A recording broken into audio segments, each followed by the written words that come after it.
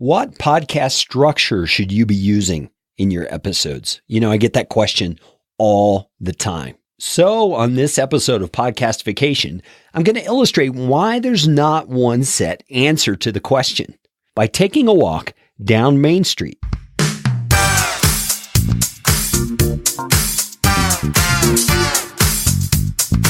My name is Kerry Green, and I am the Client Happiness Guy at PodcastFastTrack.com, and this is Podcastification. This show is all about podcasting.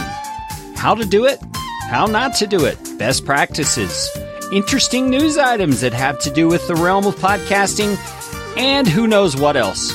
And I'm trying to do it all with a little bit of fun and some information to help you get a show going, keep yours going, or make it better.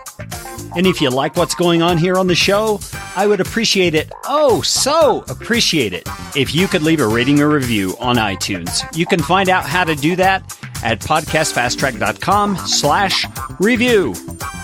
That's enough of that kind of stuff. Let's get you podcastificated right away.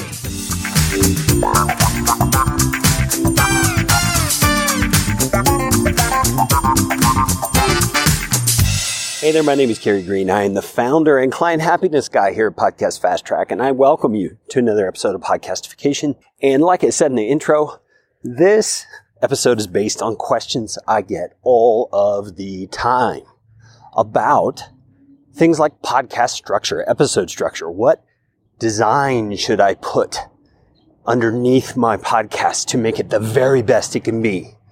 And I'm going to say it depends. It really depends on a lot of things, but primarily it depends on your niche audience. You need to understand and know who your listeners are. And I decided for this particular episode, it would be a great kind of fun thing to do to record this kind of on the main street of my town, because I was thinking the businesses along a street really do represent a lot of different niches, a lot of different people and audiences that are trying to be reached by those business owners. And so I'm just walking down the street here and I see, first of all, here's a law office. A law office has got particular clients, people who have legal trouble, obviously, or some sort of a legal help that they need. But a lawyer markets his services a lot differently than people who are not lawyers, right? I mean, lawyers are high-profile professionals. They're people that have, high dollar price tags, and they don't represent themselves in shticky kind of ways, if you understand what I'm saying. A lawyer is going to be classy, he's going to be professional, he's going to be kind of polished in the way he does it. So if you were doing a podcast that is lawyer-ish, or even a professional sort of a setup like that, then you're going to realize, hey, I need to do this in a different sort of way. It needs to sound more professional. It needs to be more professional. Now, right next door to the lawyer here is a company called Mimi & Bell, and it's nails, waxing, lashes, and gifts. Interesting that they have gifts in there. But anyway, think about that. How are they going to package their services, so to speak? I mean, it's a very different thing than the lawyer that we were talking about earlier. It's a personal care kind of a product, and the audience for that is going to be very different than the audience for a lawyer. And so the way that they package it is going to be different. And so if you think about your podcast, you may have a personal care kind of a podcast where you're talking about things like losing weight. You're talking about things like health issues or dietary things.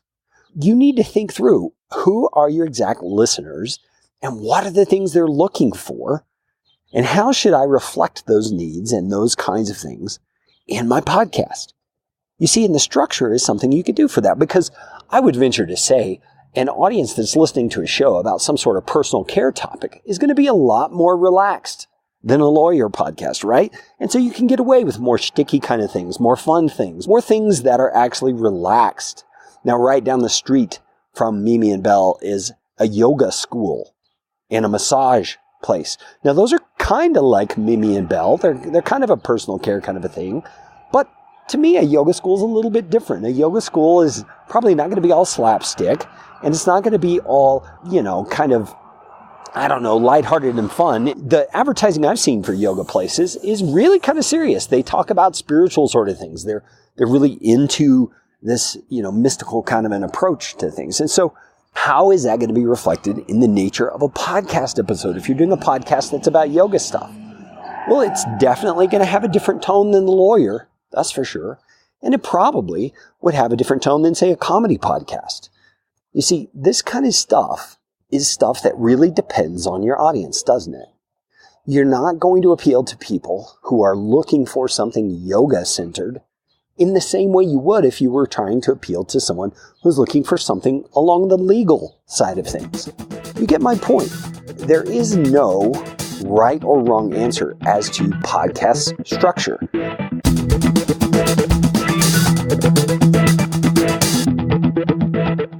I remember one of the learning curves I had to go through when I first started podcasting on my own was just figuring stuff out. I mean, I had heard a lot of popular podcasts out there, like Pat Flynn's Smart Passive Income, for example. And Pat talked a lot about how he just started his podcast and he had to figure it out on his own. And he since has made videos that have some good advice, and in my opinion, some advice that's not so good when it comes to hosting options and things like that. But regardless, the point is, there's a lot to learn as you do podcasting, and whether you've been podcasting for a long period of time or a short period of time, there are things that you just kind of learn by making mistakes, or you learn by example of others. And I feel like one of the things that's been missing in the podcast industry is a way to learn best practices in bite-sized chunks. I mean, just taking the things that have been learned over time by more than one podcaster and integrating them into a weekly, easy to understand format that anybody can apply right away. And that is what I've created with the Podcast Optimizer email series. You can find it at podcastfasttrack.com. And if you wait just a few seconds, there'll be a little bar that drops down at the top that enables you to subscribe. Now, let me tell you what this is. Every week, you're going to get a short, and I promise you they are short, actionable tip that I've learned from working with hundreds of clients now over the last 5 years in producing podcasts. These are not things that everybody is going to run into every day. These are things I see multiplied over and over because I work with so many clients.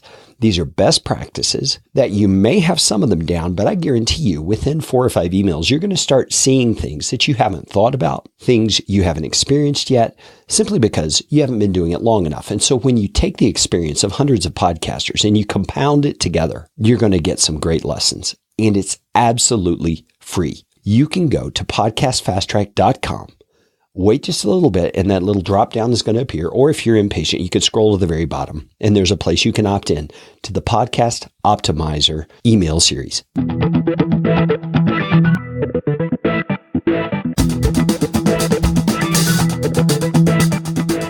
If you were to go through iTunes and look at the top downloaded podcasts, you're going to find some that are personal development oriented. You're going to find some that are financial in nature. And you'll likely find some that are comedy-based or entertainment-based. And I venture to say, if you listen to an episode of each one of those different podcasts, you're going to discover a different kind of format for each one. Ta-da! Think about that. Think about it. What does that say? That says that those particular podcast producers have done the work to figure out what resonates with their audience. And that's what you've got to do. You can't rely on a formula. You can't rely on a particular structure that is exactly what's going to work for every kind of podcast, because there is no such thing. So how do you go about doing that? How do you go about finding what your particular audience needs? Well, the first thing I would recommend is that you find out where your audience hangs out. Now, when I say hangs out, that could be a tangible location, like here in town. Maybe all the people that are into skateboarding hang out at the skate park. Go figure. Well, you'd want to go be there. You'd want to talk if you were doing a show about skateboarding. You'd want to see what those people are interested in and see what it is that they are interested in finding out about their particular hobby or that niche. You see, you can do that in a physical sort of way, but you can also do that online. The best place to do this that I found is in Facebook groups. If you go into Facebook and you click on the little groups tab along the top underneath the search bar, you are going to be able to find all kinds of groups around all kinds of niches. Well, join the groups that have to do with your podcast, and don't go in there just blasting out links to your latest podcast episodes. Don't do that. Don't be that guy or that gal. Go in there with a desire to learn about those people that are in there. Discover what is it that they're interested in. What are their needs surrounding the particular topics that are related to the services you're providing or the episodes that you're producing. And think through, how can your podcast be structured in a way that is aligned with what those people are looking for? Does that make sense to you? And this also speaks to content, obviously. You want your content to be addressing the things that those people are interested in. Now, a point I want to make here about this whole thing of structure and best practices and stuff like that is that, yes, definitely there are best practices when it comes to podcasting, but they don't always translate from one niche to another. They just don't, because of this issue of your audience. Best practices are great to learn, but you have to do the hard work needed to apply those to your specific niche. That's your job. It's your job as a podcaster who's speaking about specific things to research the people you're speaking to research the way that you're going about things as it relates to them.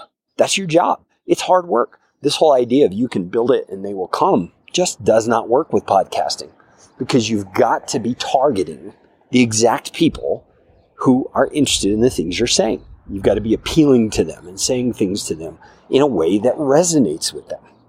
And it's hard work. I'm telling you, it is hard work to do. I struggle with it in all of my podcasts, but it is so worth it when you finally start getting responses from people that what you're saying is helping them, what you're saying is resonating, and all the hard work starts to pay off at that point.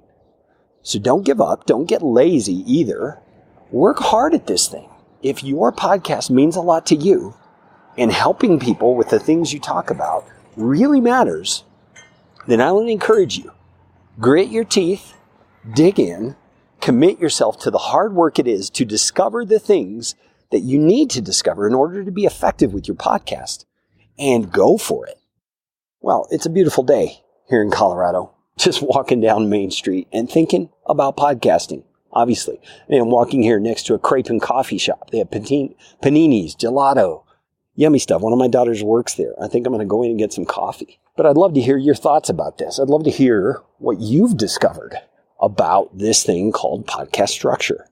Is there one thing that works better for your niche that you can't see working for another niche? If so, I'd love to hear about it. Let's get creative. Let's discuss this. You can always reach out to me at Carey, C-A-R-E-Y, at podcastfasttrack.com, or you can just swipe left or right or up or down or whatever on your podcast app, and you can find the contact information right there. Hello? So I hope you can see there is an awful lot to figuring out exactly how you should structure your podcast episodes. There isn't a one-size-fits-all answer to the question how you should structure them. And I expect that what you're going to need to do is what I described in the episode. Get out there and talk with your audience. Figure out exactly what it is they need, how you can help them, and that is going to inform you as to how you can best structure your episodes. Hey, thank you so much for listening to Podcastification. I would just love it if you'd let me know what you think about this episode. You can always reach me at Carey, C-A-R-E-Y, at podcastfasttrack.com, or just swipe to the description there in your handy-dandy podcasting app, and there should be contact information somewhere on the page. All right, you know what time it is. It's time for you to go out and make it a podcastificating day. This show is brought to you by Podcast Fast Track, where my team provides professional podcasting services without the time suck. Full production, editing, and show notes, all in one monthly subscription package. You can find out more at podcastfasttrack.com. Now go out and make it a podcastificating day.